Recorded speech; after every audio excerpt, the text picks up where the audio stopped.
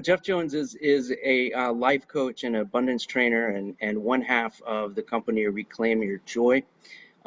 He is always very helpful to me, and especially in times right now. The people who make me feel better about the world are Dr. Fauci, Dr. Gupta, and Jeff Jones. So he is going to walk through some of that stuff today. The other thing is he always has so much wisdom, and he can drop you a quote from Buddhist teachings, Desmond Tutu, Dalai Lama, anything else, just on a whim. But what got me thinking about this topic and asking him to do it today is actually a quote, not from the Dalai Lama, not from Buddhist teachings, not from Desmond Tutu, but from Dr. Phil. So Jeff, I'll let you tell us that quote and then take it from there. Okay. It's interesting that that's the one you choose to remember after all I of these remember quotes. some of the others.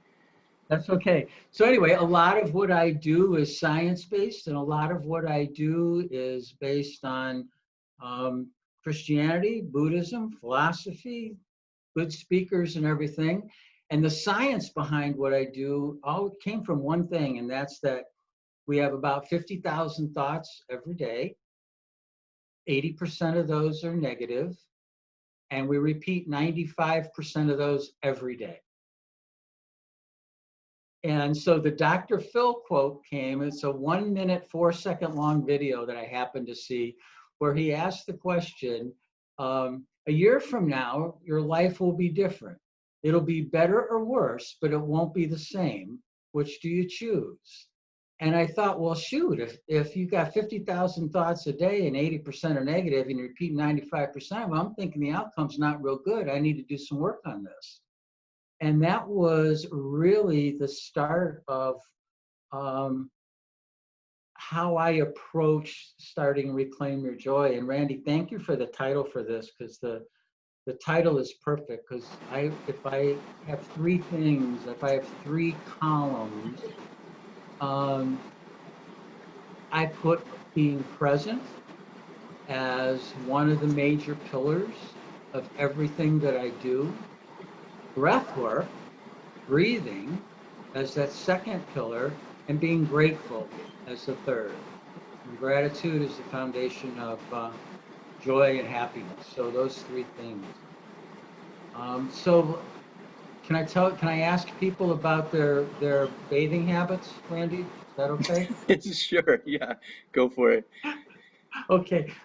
So I was at this conference one time, and this is a show of hands kind of thing. So by a show of hands, how many people remember taking a bath or showering last night or this morning? Okay, how many people remember being wet? Good. Very few people remember being wet, because when we're standing in the shower, we're in the 10 o'clock meeting. We're out, what do I have to do? Oh, I forgot to put bologna on the shopping list. And it isn't about what it is about being present, about just being there. And especially now, when Randy asked me to do this, I was really thinking about everything that's going on. And being present now is so important compared to 4 months ago, 6 months ago, a year ago, because we're just overwhelmed with information. And what do I do next? What do I do? How do I move forward? And the science is that we spend 30% of our time thinking about the past, 70% of the time thinking about the future, which leaves absolutely 0% of the time to be now, to be present. So much, just as a starting point, it's how can I be present? The easiest trick I know, and if you want to ask questions and put them in the chat box, that's fine. I'm kind of watching for them. So if there's any things that you want to ask while we're doing this, that's great. The easiest way to learn about being present is, as you're doing things, just say, now I'm turning on the hot water. Now I'm turning on the cold water. Now I'm turning on the shower. Now I'm in the shower. I'm wet. Interesting. And just doing those kinds of things constantly helps to keep you focused and here. Does that make sense? That does. And Randy, if you've got something you want to interrupt too, please go ahead. Yeah, The what is the process of how we get to that? I mean, how do you get to where you're automating that kind of non-automation? yeah, it is start with is just after we leave here, start with now I'm doing this, and just do it a little bit. Pretty soon you'll forget to do it, and you'll go back to the way that you were operating before. But try to pull yourself back to that every once in a while. The other way is to take something like making coffee in the morning. Can you involve all your senses in making coffee? What's the sound when you open up the top of the coffee can? What's that sound when you dip a scoop in there or you put beans into a grinder? What's the smell? Is it warm? Is it cold? All of those. And just be aware of each one of those senses as you're doing everything. Here's a really good one. If you have an opportunity in your life to hug someone, 20-second hugs are the greatest way to learn to be present. 20 seconds releases chemicals in your head of joy, of relieving anxiety and stress, of calmness, of connection, which in our 2D world that we're living with right now is difficult. So 4 20-second hugs a day with intention. Like Carrie and I, neither one of us leave the house without a 20-second hug. And the first 8 seconds might not be meaningful, but the last 12 are. The first 8 seconds, boy, I got to get out of here. I got to go. The last 12 seconds are pretty good, right? So incorporating those kinds of things as your daily routine is the easiest way. Whatever your favorite candy is, I used to do this with the guys that I would teach these classes, 100 guys in recovery. And the easiest way to get their attention was with sugar. And so I would always give them like one piece of, usually a Snickers, like a fun-sized Snickers thing. Take one piece of candy that you really like and just hold it and look at it and see what the wrapper is, what colors it is. Hold it to your ear. What sound is it making? Which seems kind of funny, holding a piece of candy doing that. Look at it. Hold it by your nose. Open the wrapper. Smell that. Look forward to what that's going to taste like. Take one little bite. Take something that's usually one bite and turn it into 7 bites and enjoy every sense. And you know what? It's a hoot.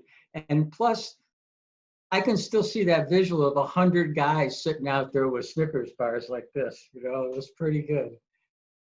But that's the way you do it. And what it'll lead to is it leads to gratitude in a heartbeat. And Lisa was asking if it also helps lead to being grounded. Absolutely. Absolutely. I don't know if it's a down or not. I really do look at, there's a lot of science behind it, but my statement is always, 95% of people exist life and only 5% live it. And part of that is being in a constant state of being ungrounded and not being aware of what's going on and allowing inputs to influence everything that you do. The inputs can be computer, the inputs can be eating, the input can be TV all the time, computer, some distraction that's out here that doesn't allow you to be present. And we are surrounded by that right now. Yeah, Bernadette is talking about how grateful she has been for nature, especially during these times, it sounds like. And then Yeah. and we've Bernadette, talked I'd love about, to hear you talk about that too, but you know, it's just, again, it's like noticing the colors, right? Like how many greens are there? yeah. We have a backyard and with a vegetable garden and a front yard with a bunch of perennial plants, and I just feel so much more aware of the robin feeding the worm to the bird and the butterfly and the clouds and all of it. I just, because we have kids and we have a limited amount of space and we are, when all seven of us are in the house, it's crazy. And so we go to the backyard and the front yard more than we used to, especially for calls and stuff. And I just find myself so much more aware of all of the beauty in nature. And I also have been trying to stay barefoot in the backyard too, just to feel the grass between my toes. It's been really helpful. Yeah, that's all being present, that's all being grounded. And it adds the clarity. I wonder if Barbara will unmute and ask her question because she brings a great point. We have a good diversity of careers in this group, but there are several of us who are in creative fields. Barbara, do you want to run your question? Sure. One of the things I find myself doing very much in the shower, especially after a workout, but also just on walks, which I take a lot of, is I daydream a lot. I come up with scenarios. I'm the heroine. I save the day. But I also just, a lot of times I daydream and do stream of consciousness thinking that sometimes leads to a story or something like that. So, and I lose total awareness except for the traffic lights of where I am, because right now I'm in my head. And I found that that's when I am often most creative, but that does mean blotting out the world immediately around you. So at what point is it okay to do that? And when should you really not? That's awesome. That is a fabulous question. The the completeness of the program, Barbara, is for you to have a connection between head and heart. Okay. And when you're daydreaming, not being present is a state of, way that I'm describing it, is a state of shock. Oh, what if I don't do this? What if I don't do that? Oh no. And it's allowing avoidance to take you away from your true self, the integrity you have with your true self. That what you're describing is connecting at least head and heart, and maybe something even above that, right? And connecting all of that for the benefit of others. I would describe what you're doing as more compassion than anything else. So that's perfect. It's not an avoidance of, it's an acceptance and an expansion of, which is beautiful. That's great. I love thinking of it that way. Do you want to walk us through some kind of breathing exercise we could do? Yeah, I do. So breathing, how many times a day do you breathe? 18,000. Okay, so we all breathe 18,000 times a day. What's the first thing you do when you come in the world? We breathe. The last thing we do when we transition, we breathe. In between there, we have 18,000 times a day to receive a gift. This wonderful gift of living. And every once in a while, it's kind of cool to recognize that and just go ahead and enjoy it. So if everybody would close their eyes for a second, okay? And just take a couple of just normal breaths. Don't try to take deep breath. Don't try to do anything. Just breathe just how you normally would. But then I do want you to notice where in your body the breath stops. Like if you're breathing down, does it sort of stop maybe around like where your heart is? Does it stop maybe right at your solar plexus where your ribs come together? And what I'd invite you to do is go ahead and, just like Ben is doing here, roll your shoulders a little bit. Roll your wrists, your ankles if you need it, kind of rock your head around a little bit, get it really perfectly balanced on your shoulders. And go ahead and put one hand on your belly and one hand on your chest. And I'd like you to take a breath in, and when the next breath you take in, think of it just like pouring water into a vase. And breathe all the way down into your belly. Just extend your belly and fill it up into your lungs. And when you think you've taken a full breath, take in a little bit more. There's always a little bit more room. And then as you exhale, don't push the air out. You just kind of open up your mouth and let the air fall out of your mouth. The lips will be 1.5 inches, 2 inches apart. Just let it fall out. Here's the first gift. When that breath is falling out, a good sigh sounds and feels really good. So allow yourself, if it's comfortable, go ahead and just sigh. And the way that I think about breathing is just like being on a swing. Remember like when you were a kid on a swing and you sort of pull back on the chains and you give some exertion going up into the air? That's your inhale. But boy, coming back down, you don't have to do anything. You just come down. It's just beautiful, right?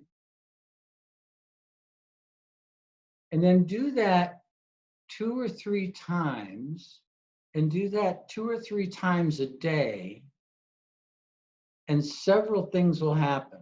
You'll be present, you'll be grounded, you'll dramatically reduce the toxins in your body.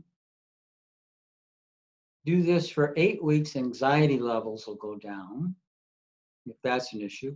If you do a version of this called 4-4-8 breathing, which is inhale for 4, hold for 4, exhale for 8, you can reduce anxiety by 82% in 8 weeks.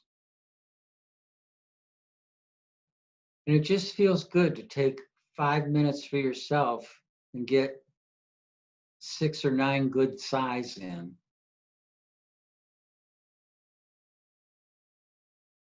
And while you're breathing, these last couple of breaths, notice, is the air cool or is it warm? How do your clothes feel on your body right now? How does your hand feel on your chest and your belly? Giving thanks for that breath. 18,000 times a day, everyone a gift of life and an opportunity. And go ahead and give yourself a gift a couple more times, and then when you're ready, go back to the breathing that we do most of the time, and go ahead and open your eyes.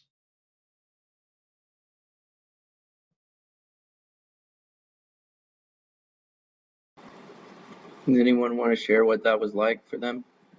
Feel free to unmute and share.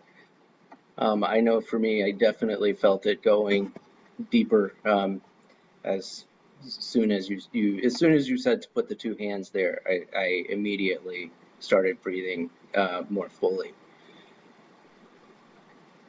And I know Jeff, you're a big runner, and I used to run a lot, and I used to experiment a lot with different types of breathing techniques while running, and it made me kind of think about those times where I was confident in breathing while running, and kind of how I improved because of that, and doing types of strategies of breathing. I hadn't thought about that. There's a really cool exercise, real quick, a really cool exercise you can do too is sit back to back with someone and breathe together, and then practice sharing with the other person so that you breathe in unison. It's called compassion breathing. It's really fun, and boy, that gets you present in a hurry. Scott, were you gonna say something? Thank you, Randy. Well, I think I need more sleep because I would like, my eyes are watering. Revealed to me that I'm really not as well represented as not. I'm not getting emotional. That was just thank you. If anybody have any final questions before we wrap up today's break? Jeff, what are the words of wisdom, whether it's from Dr. Phil or from you or from anyone else that you want to share as we wrap up? I'm going to use one that you might have heard before. It's from Wayne Dyer that says, I'll see it when I believe it. Right? Which is beautiful because my intention for myself is instead of having 50,000 thoughts, 80% negative and repeat 95%, to have 50,000 thoughts, 80% positive and repeat those 95% of the time. So that's a different belief. And I look for the support for that.